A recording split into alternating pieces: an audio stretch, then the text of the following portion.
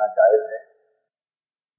اگر جائز ہے تو اسے پہن کر نماز پڑھنا بھی جائز ہے یا نہیں؟ اس لیے کہ بہت سے لوگوں سے متعلق ہو سکتا ہے یہ سوال، اس لیے میں نے انٹرٹین کر لیا اسے۔ تو اسلام کی روح سے، شریعت کی روح سے پتلون وغیرہ، کوٹ وغیرہ پہننا بالکل جائز ہے، اس میں کوئی منع، کوئی نہیں اور ممانعت کا پہلو نہیں۔ یاد رکھ لیں کہ اسلام نے اس طرح کا کوئی لباس متعین نہیں فرمایا۔ ہر وہ لباس جو ساتر ہو، ہر وہ لباس جو ساتر ہو، یعنی جسم کو صحیح طریقے سے ڈھانپے اور سطر ننگا نہ ہو، یعنی ایسا چست اور تنگ نہ ہو کہ ننگیز محسوس ہو اور غیر ساتر محسوس ہو لباس، ایسا ہر لباس اسلام کی روح سے جائز ہے اور اسلامی لباس۔ اس میں بھی اسی طرح کی قسمیں ہوتی ہیں، تنگ بھی ہوتی ہے، کھلی بھی ہوتی ہے، درمیانی بھی ہوتی ہے، یعنی یہ انحصار ہے پہننے والے، سلوانے والے پر۔ ایسے ہی پاجامہ ہوتا ہے، یعنی پاجامے بھی کوئی تنگ سلوا لے، درمیانی طرف کا سلوا لے، کھلا سلوا لے۔ اسی طرح پتلون ہے، کوئی تنگ سلوا لے بالکل ٹانگوں کے ساتھ چسپاں، یا خواہ پاجامہ یا کوئی اور جس سے اس کا جو ساتر ہونا باقی نہ رہے، پھر وہ درست نہیں۔ یہ ہر لباس کے لیے بات عام ہے۔ یہ یاد رکھ لیجئے، پتلون، پاجامہ، شلوار، چادریں اور اس طرح کی اور بہت سی چیزیں، یہ سب علاقائی لباس ہیں، یہ سب علاقائی لباس ہیں۔ مختلف قوموں، مختلف ملکوں، مختلف علاقوں کے اپنے اپنے لباس ہیں۔ اور یہ جو قمیض ہم پہنتے ہیں اور جرسیاں پہنتے ہیں اور کوٹ پہنتے ہیں، شیروانیاں پہنتے ہیں، یہ بھی سب پتلون کے زمرے میں۔ اب بات کو سمجھ گئے نا؟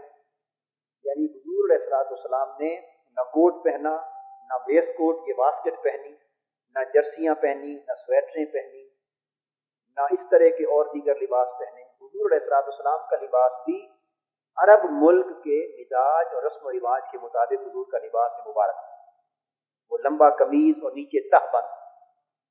اور حضور علیہ السلام سے شلوار سلوانا یا خریدنا یا پاجامہ ایک بار ثابت ہے، مگر پہننا ثابت نہیں۔ آپ نے شلوار یا پاجامہ ایک بار لیا، صحیح بخاری میں ہے، مگر پہننا ثابت نہیں۔ معمول تہ بند اور لمبا قمیض پہننے کا تھا۔ اگر معیار یہ رکھ لیا جائے کہ جو لباس حضور علیہ السلام نے پہنا فقط وہ اسلامی ہے اور باقی سب غیر اسلامی ہیں، تو پھر تو لمبا قمیض جو عربی طرز کا ہے اور تہ بند، ان دو چیزوں کو چھوڑ کر باقی اوپر نیچے کا کوئی لباس سرے سے اسلامی نہیں رہتا۔ اب بات کو سمجھ گئے؟ یہ تصور غلط ہے۔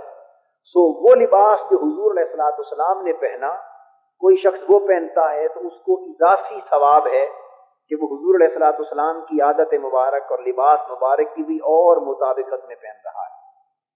سنت کو اپنانے میں اس کو اضافی ثواب ہے، برکت ہے، اگر اس نیت سے پہنتا ہے۔ علاقائی سمجھ کے پہنتا ہے تو پھر نہیں۔ مگر یہ باقی جتنے بھی لباس ہیں، اگر یہ ساتر ہوں، جسم کو ڈھانپیں، وہ اسلامی ہے۔ پھر یہ مغربی ممالک کے لباس ہی یہی ہے، وہاں علماء بھی، مشائخ بھی، چھوٹے بڑے سب اسی طرح کا لباس پہنتے ہیں۔ مغربی ممالک، مشرقی ممالک میں چلے جائیں، لباس کا ڈھب اور ہے۔ انڈونیشیا، ملائیشیا میں جائیں، مشرق بعید میں جائیں، لباس کا ڈھنگ اور ہے۔ یعنی آپ پوری دنیا میں چلیں بسر کریں تو پوری امت مسلمہ کے علاقے اور ملک بدلنے کے ساتھ ساتھ لباس، اس طرح زبانیں بدلتی ہیں، لباس بھی بدلتے ہیں۔ کھانا بدلتا ہے، زبان بدلتی ہے، لباس بدلتا ہے، رہن سہن بدلتا ہے، وضاقتہ بدلتی ہے۔ تو یہ سب چیزیں جہاں بھی آپ جائیں، یہ سب اسلامی ہیں، بشرطے کہ بنیادی اصول جو اسلام نے دیا ہے اس کی خلاف ورزی نہ ہو۔ یہ بات ذہن میں رکھیں۔ نحمدہ ونصلی ونسلم علی سیدنا و مولانا محمد رسولہ النبی الامین المکین الحنین الکریم الرؤوف الرحیم، اما بعد، اعوذ باللہ من الشیطان الرجیم، بسم اللہ الرحمن الرحیم، وما ابرئ نفسی ان النفس لامارۃ بالسوء، صدق اللہ مولانا العظیم۔ محترم مشائخ و علماء کرام، معزز خواتین و حضرات، اللہ رب العزت کے فضل و کرم اور احسان و انعام سے ہم سورہ کہف میں بیان ہونے والے حضرت موسیٰ علیہ السلام اور حضرت خضر علیہ السلام کی ملاقات اور اس کے ضمن میں پیش آمدہ 3 واقعات کی باطنی اور روحانی تعبیرات کا بیان کر رہے تھے، جن میں سے کشتی توڑنے کا بیان کر چکا تھا، بعد ازاں اس بچے کو قتل کرنے کا بیان اور اس کی جگہ نعم البدل اللہ کی بارگاہ سے طلب کرنے کا تذکرہ ہو چکا۔ تو اس باب میں ہم نے یہ عرض کیا تھا کہ قتل نفس کا جہاں اس قتل غلام کا معنی اور یبدلہما ربہما خیرا منہ زکاۃ واقرب رحما، اس کا معنی اس باطنی روحانی اور اصلاح احوال کے اعتبار سے جو تعبیر ہے، اس لحاظ سے اس کا معنی ہے کہ نفس امارہ کو مارا جائے اور اسے بہتر نفس کے ساتھ بدلا جائے۔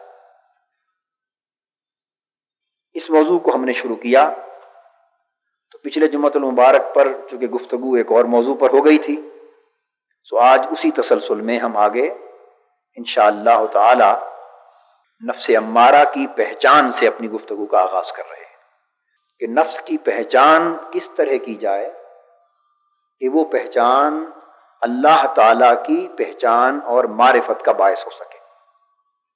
من عرف نفسہ فقد عرف ربہ، جو اپنے نفس کو پہچان لیتا ہے وہ اپنے رب کو پہچان لیتا ہے۔ تو نفس کی معرفت اور نفس کی پہچان کس طرح اللہ کی معرفت اور پہچان کا باعث بنتی ہے۔ اس ضمن میں ہم یہ عرض کر رہے تھے کہ باری تعالیٰ نے عالم مثال میں ہر نفس کی ایک حالت متعین کی ہے، اور وہ عالم مثال میں اس نفس کی جو حالت یا جو شکل ہوتی ہے وہ در حقیقت اس نفس کی حالت کا عکس ہوتا ہے۔ پہلی بات یہ ذہن نشین کر لیں، 1-2 بنیادی باتیں اس حوالے سے، کہ نفس ہے، یہ اپنی اصلیت کو، حقیقت کو چھوڑ نہیں سکتا۔ انسان کے اندر 2 چیزیں ہیں، دونوں لطیف ہیں، ایک نفس ایک روح، دونوں انتہائی لطیف حقیقتیں، اور دونوں میں فرق یہ ہے کہ نفس برائی کا محل ہے اور روح نیکی اور اچھائی کا محل ہے۔ روح کے اندر غلبہ نیکی اور اچھائی کے ملکے کا، اور نفس کے اندر غلبہ بدی برائی اور گناہ کے ملکہ کا۔ اس لیے ارشاد فرمایا ان النفس لامارۃ بالسوء، بے شک نفس برائی کی طرف بہت ترغیب دینے والا ہے۔ سو اس کی اس خاصیت کے پیش نظر نفس کی پہلی حالت کو، جس میں کہ وہ اصلاً ہوتا ہے انسان کے اندر، اسے نفس امارہ کا نام دے دیا گیا۔ اور بقایا 6 نفس کی اقسام جو میں نے بیان کی، 6 اقسام نفس کی، وہ حقیقت میں اسی نفس کی مختلف حالتیں، تو کل 7 حالتیں بن گئیں۔ اور پہلی حالت اس کی اصلی حالت، جس کو قرآن مجید نے ان النفس لامارۃ بالسوء، نفس کی خصوصیت، نفس کی صفت اور نفس کے مزاج اور اس کے کردار کے حوالے سے امارہ کی صفت بیان کی۔ بے شک جو نفس ہے وہ بہت ہی ترغیب دینے والا ہے بدی، گناہ اور برائی کی طرف۔ تو گویا یہ نفس کی اصل خاصیت ہوئی۔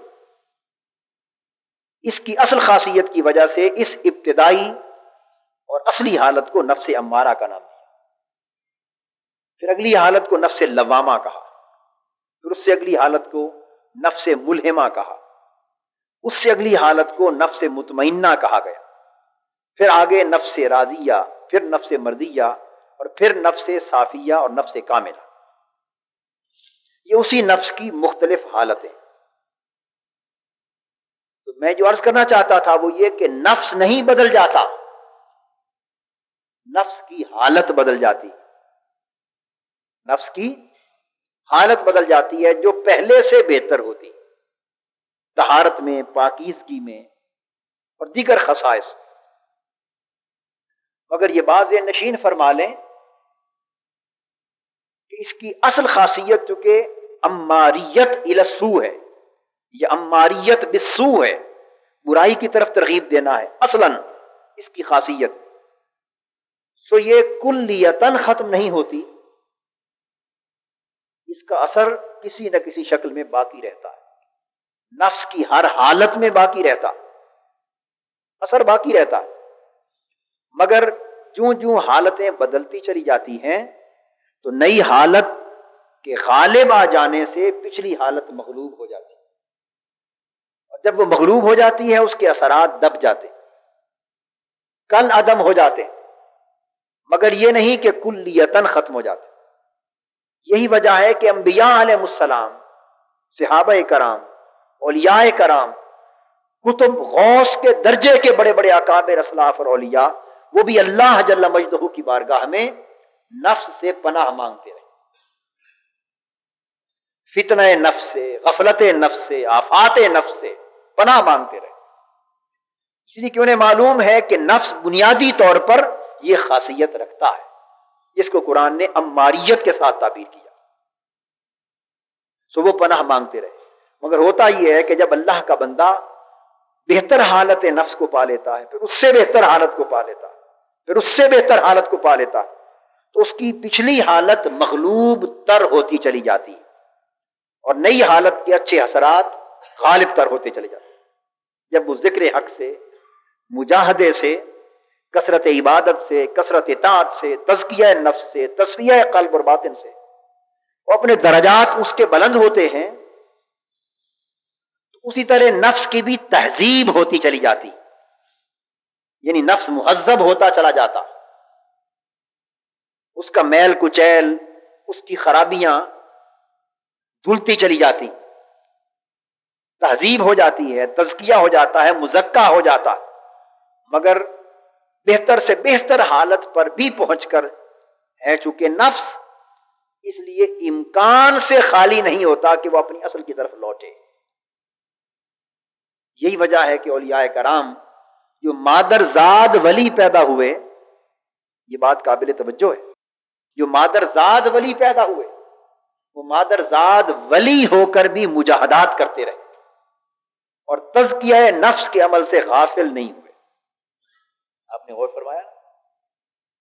تزکیہ نفس کے عمل سے، مجاہدات سے، کثرت ریاضات سے غافل نہیں ہوئے اور اپنے نفس کا محاسبہ کرنے کا عمل ان کا جاری رہا. سلطان العارفین حضرت شیخ بایزید بستامی رحمۃ اللہ علیہ ہر روز ایک راستے سے گزرتے، بادشاہ وقت کی کرسی، اس کا تخت ان کے راستے میں پڑتا تھا. جب آپ کا گزر ہوتا، مریدین ساتھ ہوتے، بادشاہ تعظیماً تکریماً کھڑا ہو جاتا، قیام کرتا. جب آپ کا گزر ہوتا وہ کھڑا ہو جاتا ادباً، پھر باقی درباری بھی کھڑے ہو جاتے. آپ نے کبھی پرواہ نہ کی. ایک روز ایسا ہوا کہ آپ کی سواری گزری، بادشاہ نے حسب معمول قیام کیا تو آپ نے اس کی طرف منہ کر کے تھوک دیا. اس پر بادشاہ نے آپ کو برا بھلا کہا، بڑبڑایا اور کہا کہ ولی ایسے ہوتے ہیں جن کو تہذیب بھی نہیں آتی، تمیز ہی نہیں ہے، اخلاق بھی نہیں، آداب بھی معلوم نہیں، اس طرح کسی کی طرف منہ کر کے تھوکا تھوڑا جاتا. اس طرح کی باتیں کی اور بیٹھ گیا. اس کے درباری بھی بیٹھ گئے. مریدوں کے دل ذرا بوجھل ہو گئے، پریشان ہو گئے. وہ تو اور حوالے سے دیکھتے پرکھتے ہیں نا، اور ہر شخص طے کو نہیں پاتا. آگے گئے تو ایک قریبی مرید نے عرض کی، حضرت آج خلاف معمول یہ عمل دیکھا، اس کی وجہ کیا ہوئی؟ اس سے بوجھ ہوا. زائرین اور حاضرین کے دلوں پر. آپ نے اس کو علیحدگی میں فرمایا کہ بیٹے بات یہ ہے کہ ہر روز میں گزرتا تھا، یہ ہر روز میرا قیام کرتا تھا، تعظیماً کھڑا ہوتا تھا، لیکن میں دیکھتا تھا کہ اس کے کھڑے ہونے سے کبھی بھی میرے نفس پر کچھ اثر نہیں ہوا. میں بے دھیان ہو کے گزر جاتا، نفس نے کبھی توجہ ہی نہیں کی تھی اس کی طرف کہ بادشاہ وقت میری تعظیم میں کھڑا ہو رہا ہے اور سارا دربار اس کا کھڑا ہو گیا، کبھی پرواہ ہی نہیں کی. آج جب اس نے تعظیماً قیام کیا تو میں نے دیکھا کہ میرا نفس تھوڑا حرکت میں آ گیا، نفس پھولا، اور اس نے اپنے اندر اس احساس کو پیدا کرنے کی کوشش کی کہ بایزید دیکھ، تیرا اتنا بڑا مقام تو ہے کہ بادشاہ وقت بھی تیری تعظیم میں کھڑا ہو جاتا. تو میں نے تو فی الفور یہ عمل کیا تاکہ بادشاہ گالی دے اور نفس کی یہی علاج کر دوں، یہی علاج کر دوں، فی الفور گرفت کر لوں اور کہوں کہ بس یہی تیرا حال ہے، ابھی وہ کھڑا تھا، ابھی تجھے گالی دے رہا ہے، تو ناداں جو تعظیم اتنی عارضی ہے اس پر کیا گھمنڈ کرتا ہے؟ جو تعظیم اتنی عارضی ہے، عزت، اس پر گھمنڈ کیا کرتا؟ وہی بادشاہ ابھی کھڑا تھا، ابھی گالیاں دے رہا ہے، تو اس پر گھمنڈ کرتا ہے. بس ایک مرض پیدا ہوئی، میں نے اس کا علاج کر دی. حقیقت یہ ہے کہ مجھے نہ اس کے کھڑے ہونے سے غرض، نہ اس کی گالیاں دینے سے غرض. اب بات کو سمجھے نا؟ میں عرض یہ کرنا چاہتا ہوں کہ نفس ہے، وہ کسی بھی وقت اپنی اصل حالت کی طرف لوٹنے کا امکان باقی رہتا ہے، مگر اولو العزم لوگ مجاہدات کی بٹی اور ریاضات کی بٹی میں سے گزر گزر کے اتنی بہتر حالت کو پا چکے ہوتے ہیں کہ وہ لوٹنے نہیں دیتے. اسی طرح ایک اور بزرگ حج کر کے واپس لوٹے. میں دو مثالیں اس لیے دے رہا ہوں کہ آپ کو یہ نکتہ سمجھ میں آ جائے. رمضان المبارک کا مہینہ تھا، واپس اپنے شہر میں آئے. ہزارہ افراد شہر سے باہر نکل کر بہت بڑا پرہجوم استقبال ہوا. ہزارہ افراد نے استقبال کیا، تعظیم و تکریم میں جمع ہوئے، ان کی دستبوسی کرنے لگے. جب بہت بڑا ہجوم ہو گیا تو آپ نے اپنی جیب سے ایک خشک روٹی کا ٹکڑا نکالا. دن کا وقت تھا، رمضان المبارک کا مہینہ، اور لوگوں کے سامنے کھانے لگ گئے. اتنا منظر دیکھا لوگوں نے تو ساری عقیدت مندیاں چھٹ گئیں، ہجوم کٹ گیا، اور یہ کہتے ہوئے کہ یہ عجیب ولی اللہ ہے، اور عجیب حاجی ابھی حج کر کے آیا اور ولی اللہ، اور رمضان المبارک میں روزہ تک نہیں رکھا، خدا کا خوف نہیں، تو یہ شریعت پر عمل نہیں کرتا تو اس کی کیا دست بوسی کرے، اس کی ولایت کیسی ولایت ہے. چھوڑ کے بھاگ گئے. جب لوگ چلے گئے آپ مسکرانے لگے. ان کے مرید نے پوچھا حضرت یہ ماجرا ہمیں تو سمجھ میں نہیں آیا. آپ نے فرمایا قرآن مجید لاؤ. قرآن مجید لایا گیا. اس میں قرآن مجید کی وہ آیت کریمہ انہوں نے پڑھ کے سنائی جس میں اللہ جل مجدہ نے فرمایا مریض کے لیے اور مسافر کے لیے، فرمایا کہ پھر روزے بجائے رمضان میں رکھنے کے دوسرے دنوں میں قضا کر لو. اگر کوئی شخص مریض ہے یا کوئی شخص مسافر ہے تو اس کے لیے فرمایا کہ ایام اخر، رمضان گزر جائے تو اس کے لیے افطار کی اجازت ہے اور وہ رمضان کے بعد روزے رکھے. انہوں نے فرمایا میں نے تو کچھ نہیں کیا، فقط قرآن پر عمل کیا ہے. میں مسافر ہوں اور مجھے میرے قرآن نے کہا ہے کہ جو مسافر ہو اس کو اجازت ہے کہ وہ دوسرے دنوں میں روزے رکھ لے. میں نے تو قرآنی حکم پہ عمل کیا ہے. اگر قرآن پر عمل کرنے سے گالیاں دیتے ہیں تو لوگ دیتے پھرے. اصل نکتہ کیا تھا کہ کبھی کبھی ہجوم دیکھ کر نفس حرکت میں آتا ہے، نفس حرکت میں آتا ہے، اور سفر میں روزہ رکھنے کی بھی اجازت ہے اور افطار کرنے کی بھی اجازت ہے، اور دونوں کام حضور علیہ السلام کی سنت سے ثابت. قرآن مجید نے تو رخصت دے دی نا، لیکن حدیث میں ہے حضور علیہ السلام سفر میں کبھی روزہ رکھ لیتے اور کبھی ترک فرما دیتے، افطار کر دیتے. تو قرآن کی رخصت اور حضور علیہ السلام کی سنت. اب اس میں تو کوئی امر حرج کا تھا نہیں عذر شرع. لوگوں کی نظر اس بات پر نہ گئی، اس بات پر گئی. ایسا ہوتا ہے کبھی عارف باللہ محسوس کرتا ہے کہ کسی وجہ سے نفس میں کچھ حرکت، وہ اپنی پچھلی حالت کی طرف لوٹنے کا عمل آ رہا ہے، تو وہ عارف باللہ میں اور ہم جیسے گناہگار لوگوں میں فرق یہ ہوتا ہے کہ ہمارے نفس جو پھولتے ہیں ہم بھی اکڑتے چلے جاتے ہیں. ہم پھولنے دیتے ہیں، ہمارے نفس پھولتے ہیں تو ہم بھی پھولتے چلے جاتے، اکڑتے چلے جاتے، یہ ہمارا حال۔ اور اللہ کے برگزیدہ بندوں کا حال یہ ہے کہ ان کے نفس اگر کہیں پھولنے لگے تو وہیں علاج کر دیتے، وہیں اس کا گلا دبا دیتے، خبردار اس کی اجازت نہیں۔ تو کبھی تعریف سن کر، دست بوسیاں دیکھ کر، استقبال دیکھ کر، ہجوم دیکھ کر، عقیدت مندوں کا جرمٹ دیکھ کر کبھی ایسا ہوتا ہے کہ نفس پھولنے کی طرف آتا ہے، صبح اس کا علاج کرتے ہیں۔ اور کبھی ایسا ہوتا ہے کہ لوگ جو کچھ کرتے رہتے ہیں نفس اس کام سے لا تعلق رہتا ہے، نفس نگاہ اٹھا کر دیکھتا ہی نہیں، تو اس پر اثر نہیں ہوتا۔ تو اثر نہ ہو تو وہ خاموش رہتے ہیں، اور دیکھیں کہ نفس پر اثر ہو رہا ہے تو اس کا علاج کر دیتے، ازالہ کر دیتے۔ میں نے 2 مثالیں اس لیے دی یہ نقطہ واضح کرنے کے لیے۔ اب میں اس کی ایک اور تمثیل دیتا ہوں جس کو آپ روزمرہ کے معمولات سے سمجھ سکیں کہ نفس کی حالت کس طرح برقرار ہے، اصل حالت یا اس کا تھوڑا نہ تھوڑا اثر۔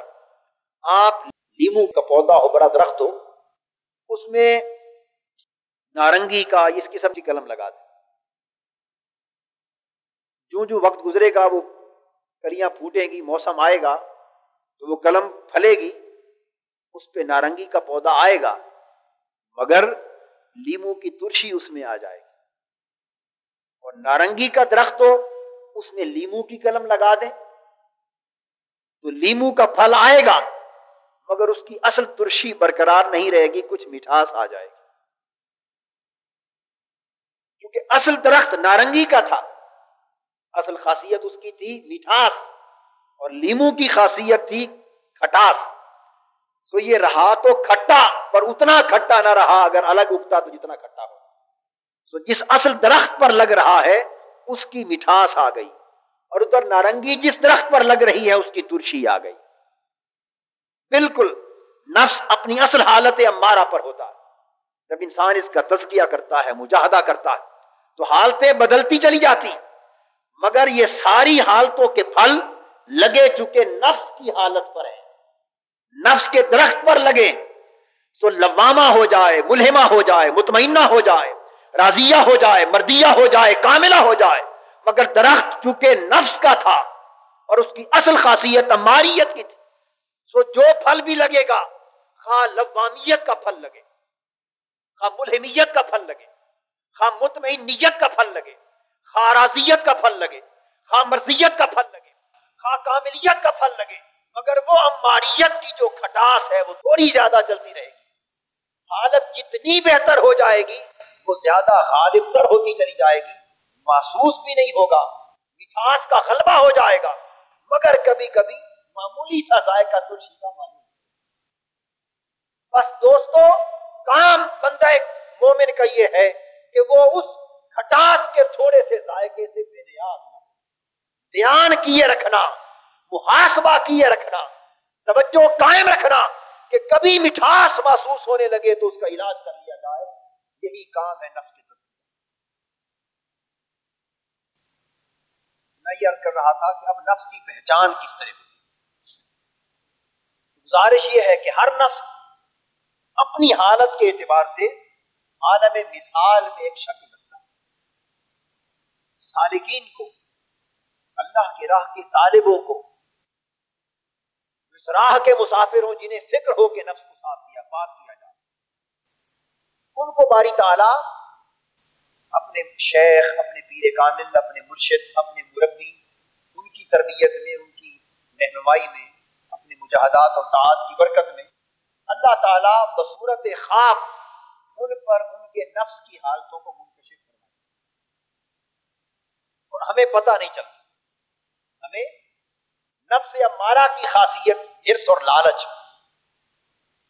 بدی اور گناہ کی خواہش، غرور اور تکبر ہے، اور حرام طلبی، یہ نفس امارہ کی خاصیت ہے۔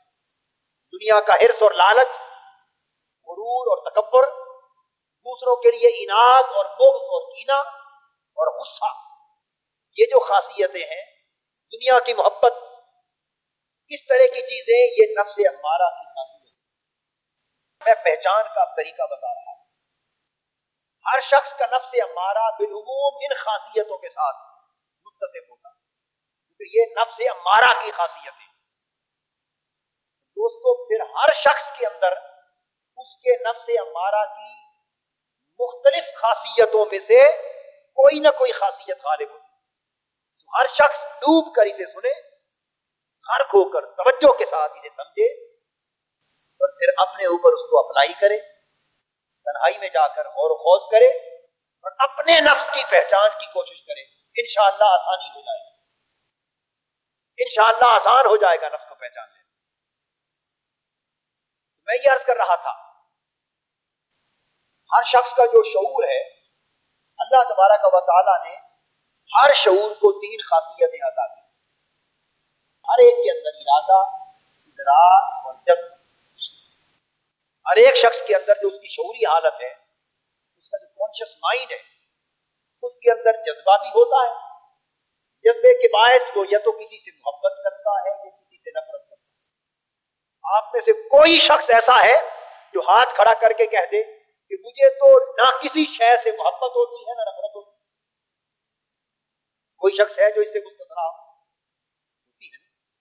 ہر شخص یا اس کی کسی نہ کسی چیز سے اچھی بری کی بات نہیں کر رہا، محبت اور رغبت بھی ہوتی ہے، خواہ اولاد ہی کہیں، اور کسی نہ کسی عمل سے، کام سے نفرت بھی ہوتی ہے۔ یہ نفرت اور محبت کا عمل اس کے شعور میں جذبے کے باعث ہوتا ہے۔ اب ایک ارادہ ہے، ہر شخص کے اندر ایک ارادہ بھی ہوتا ہے، شعور، کسی کام کے کرنے کا ارادہ، نہ کرنے کا ارادہ۔ یہ الگ بات ہے کسی کا کمزور ہو، کسی کا طاقتور ہو۔ کوئی 100 بار ارادہ کرے اور توڑ دے، 100 بار ارادہ کرے کہ اب سگریٹ نہیں پینی، پھر ٹوٹ جائے، کہیں گے کیا کریں، کوشش تو بڑی کی، ارادہ پختہ کیا، مگر پھر ایسے مجبور ہوئے کہ پی بیٹھے۔ یہ ارادے کی کمزوری ہے۔ اور میں نے ایسے افراد بھی دیکھے ہیں جنہوں نے 20-30 سال سگریٹ پینے کے بعد بس ارادہ کیا کہ نہیں پیئیں گے، پھر زندگی بھر قریب نہیں گئے۔ آپ نے ایسے لوگ دیکھے ہیں؟ دونوں طرح کے دیکھے ہیں۔ وہ لوگ بھی ہیں جو توبہ کرتے ہیں گناہ سے پھر توڑ بیٹھتے ہیں، دیکھے ہیں نا ایسے۔ اور ایسے بھی سنے دیکھے ہیں کہ جنہوں نے شراب خانے میں توبہ کی اور بشر حافی بن گئے، توبہ کی بشر حافی بن گئے، صرف اس آواز پر کہ بشر کیا اب بھی تیری توبہ کا وقت نہیں آیا، توبہ کی بشر حافی بن گئے۔ میں بتا رہا ہوں یہ ارادے کی طاقت اور کمزوری مگر ہر شخص کے اندر ہے۔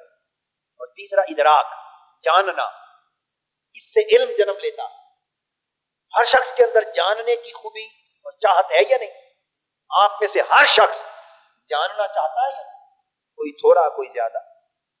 اپنے بچوں کو لے لیں۔ اب میں جو نقطہ سمجھانا چاہتا ہوں وہ یہ کہ ہر ایک کے شعور میں تینوں خوبیاں موجود ہیں، مگر کسی میں ان تینوں میں سے کوئی ایک زیادہ ہے، دوسری کمزور ہے، کسی میں دوسری زیادہ ہے، بقیہ کمزور ہے، کسی میں تیسری زیادہ ہے، بقیہ کمزور ہے۔ آپ دیکھتے ہیں،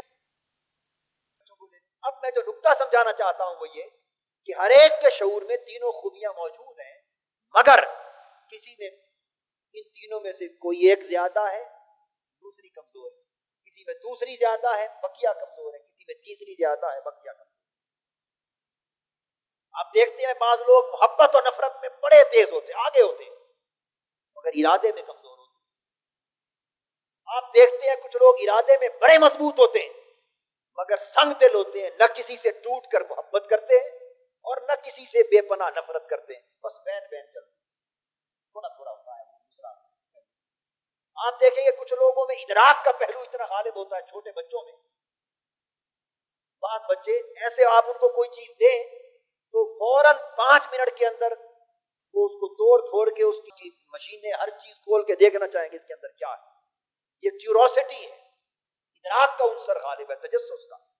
اور بعض لوگ ایسے ہوتے ہیں کہ ان کو جو چاہیں دے دیں، انہیں تجسس ہوتا ہی نہیں، انہیں تجسس ہوتا ہی نہیں۔ تو آپ نے ملاحظہ فرمایا کہ تینوں پہلو ہر ایک کو شعوری طور پر میسر ہیں، مگر کسی میں ان میں سے کوئی خاصیت مضبوط غالب، کسی میں دوسری غالب، کسی میں تیسری غالب۔ یہاں تک آپ بات کو سمجھ گیا یا نہیں؟ اب آ جائیے نفس امارہ کی طرف کہ اس کی پہچان کس طرح ہوگی۔ تو آپ کیا کرتے ہیں جب آپ دیکھتے ہیں کہ اس شخص کے اندر ارادے کا پہلو غالب ہے،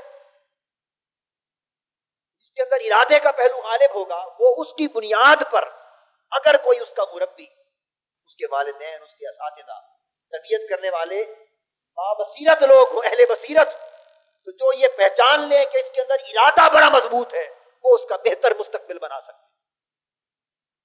وہ اس کو وہ لائن دیں گے، وہ کیریئر دیں گے زندگی میں جس میں ارادے کی کار فرمائی زیادہ ہو، پھر کوئی شخص اس کا مقابلہ نہیں کر سکتا۔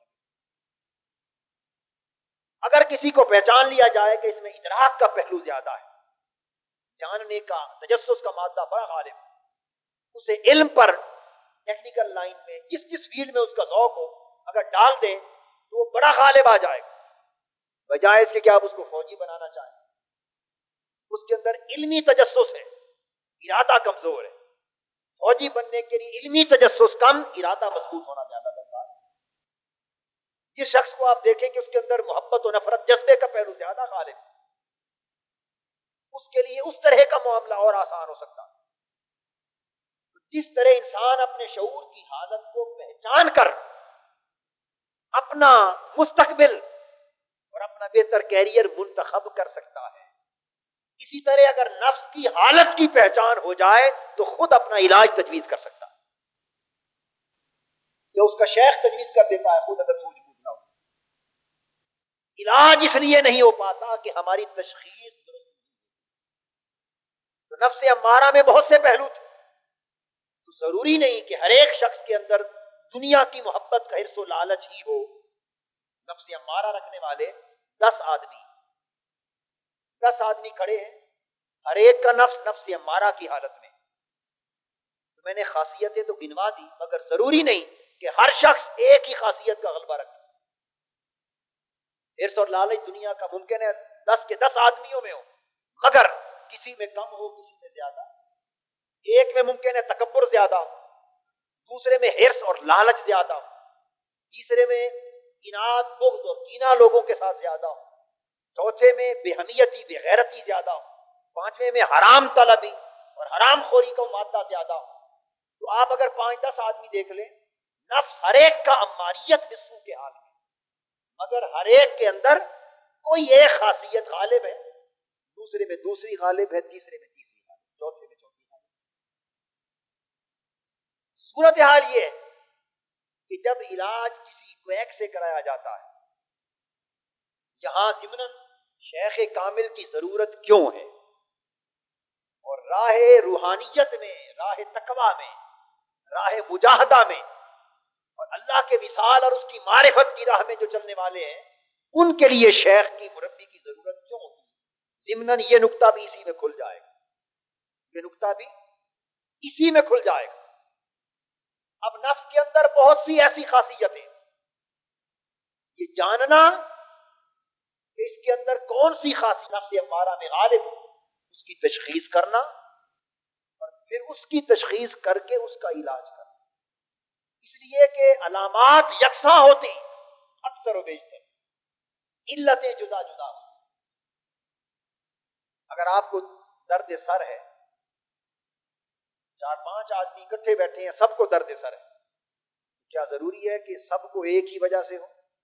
بولیے، ہے سب کو درد سر، تکلیف ایک ہی ہے، مگر اسباب اور علل جدا جدا۔ ایک کو درد سر بخار کی وجہ سے ہے، ایک کو درد سر فقط نزلے اور زکام کی وجہ سے ہے، ایک کو درد سر پیٹ اور معدے کی خرابی کی وجہ سے ہے، ایک کو درد سر بے آرامی کی وجہ سے، نیند نہ ملنے کی وجہ سے ہے، یعنی 20 اسباب ہیں، علامت ایک، تکلیف ایک ہی دکھائی دے رہی ہے، اسباب جدا جدا ہیں۔ اسی طرح پیٹ کے درد کی کیفیت، اسی طرح بخار کے اسباب، بے شمار اسباب ہیں بخار کے، انفیکشن کی بے شمار قسمیں۔ آج ڈاکٹرز نے تشخیص کے اعلیٰ طریقے ایجاد کر کے خالی یعنی انفیکشن جو ہو جاتی ہے، ایک انفیکشن، اس سے بخار تو ہوتا ہے، کبھی ابتدائی مرحلے میں نہیں بھی ہوتا، مگر اس ایک انفیکشن کا علاج اینٹی بایوٹک۔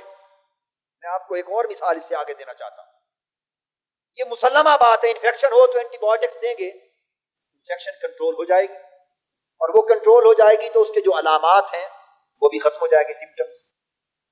مگر آج ڈاکٹرز یہ کہتے ہیں بہتر طریقہ علاج یہ ہے کہ اندھا دھند انفیکشن کا علاج اینٹی بایوٹکس دینے کی بجائے اس کے خون کے خلیے اور اس کو جلانے مارنے اور کمزور کرنے کی بجائے اس کا کلچر اینڈ سینسٹیوٹی ٹیسٹ کرایا جائے.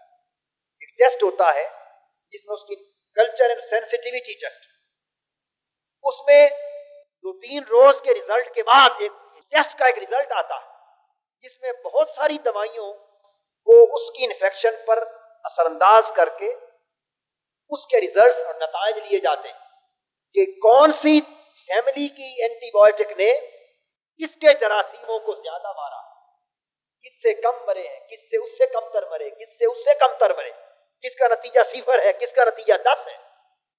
یعنی یہ ایک نتیجے کا چارٹ گراف آ جاتا ہے. آپ اندازہ کر لیں، مرض بھی انفیکشن تھی، علاج بھی اینٹی بایوٹک تھا، مگر اس کی پھر فردر اقسام معلوم کر کے پھر فیملی تلاش کی کہ اس قسم کے لیے اس فیملی، اس خاندان کا جو اینٹی بایوٹک ہے وہ استعمال ہوگا تو نتائج صحیح آئیں گے، ورنہ آپ کئی دن استعمال کرتے رہتے ہیں دوائی آرام نہیں آتی. ڈاکٹر بغیر اس کے، آپ کو زکام نزلہ ہوتا ہے وہ آپ کو ایریتھروسین دے دیتا، آپ ایک ہفتہ کھاتے رہتے ہیں ایریتھرومائسین کھاتے رہتے ہیں، آرام نہیں آتا. پھر جاتے ہیں وہ آپ کی پچھلی شیشیاں بھری ہوئی دیکھے بغیر کہ یہ غریب 70 روپے 100 روپے کا میرا نسخہ خرید کے لایا ہے اور ابھی بہت ساری دوائی باقی، کہتا ہے جی آرام نہیں آیا، وہ صفحے کو کاٹتا ہے اور ایم پی کلوس لکھ کے دے دیتا.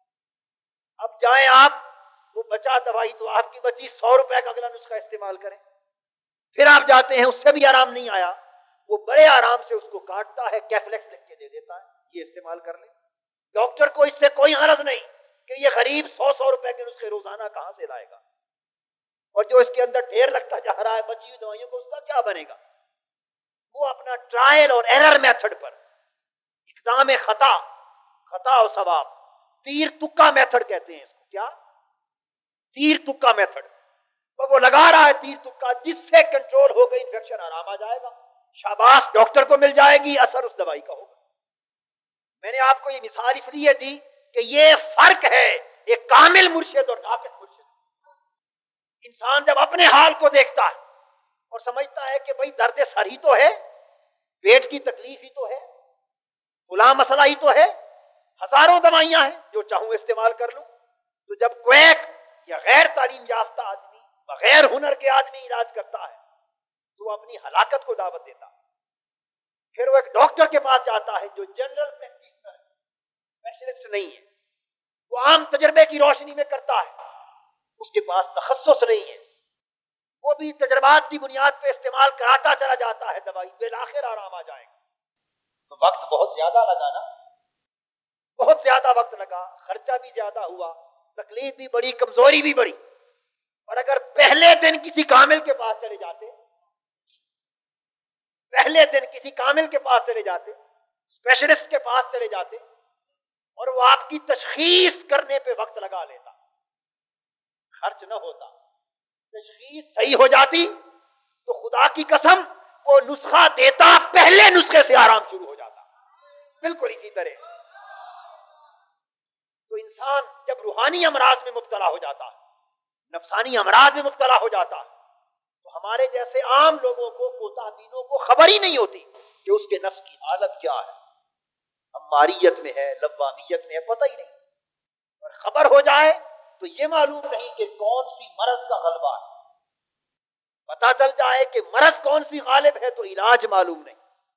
پھر علاج کی بھی ہزاروں قسمیں، کسی پر کوئی کارگر ہوتا ہے، کسی پر کوئی کارگر ہوتا ہے، کسی پر کوئی کارگر.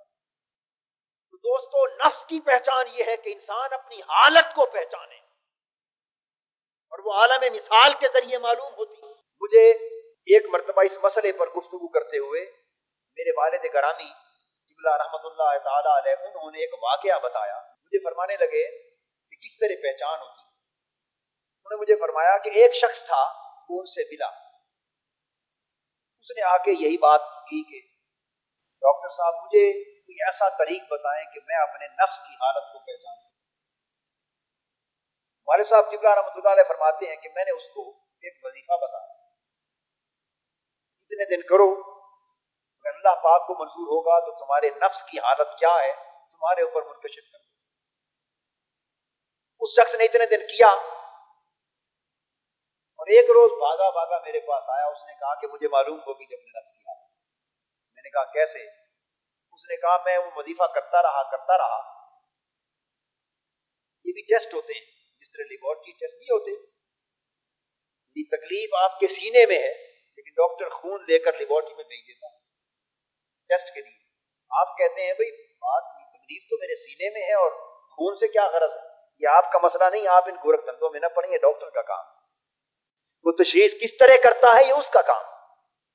تکلیف آپ کو کسی اور جگہ پر ہے، وہ آپ کے پیشاب کو ٹیسٹ کے لیے بھیج دیتا ہے۔ یہ ڈاکٹر کا کام ہے کہ کس طرح تشخیص کرنی۔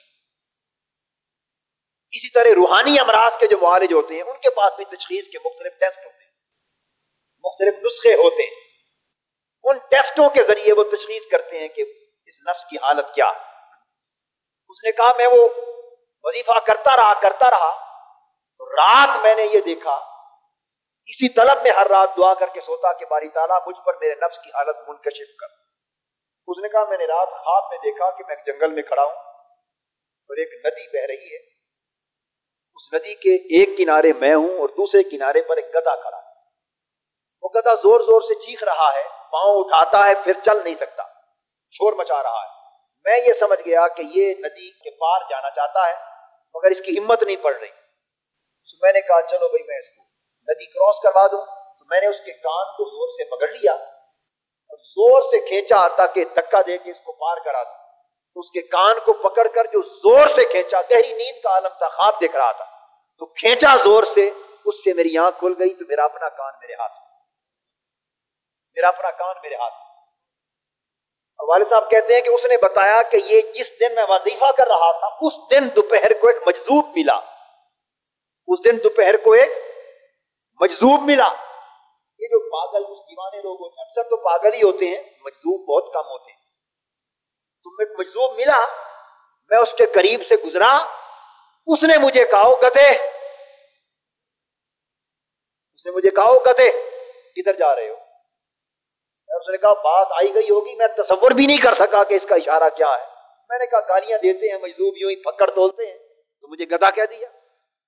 لیکن رات کو جب میں نے یہ منظر دیکھا اور گدھے کا کان پکڑ کے کھینچا تو میرا اپنا کان میرے ہاتھ میں تھا، تو میں سمجھ گیا کہ وہ نفس کی حالت جو میں وظیفے کر کر کے اتنے عرصے کے بعد عالم مثال میں خواب کی شکل میں جو مجھ پر منکشف ہو رہی ہے، نفس میرا ہے مگر مرد حق مجھے دیکھتے ہی پہچان کے بتا رہا ہے کہ تیری حالت یہ ہے۔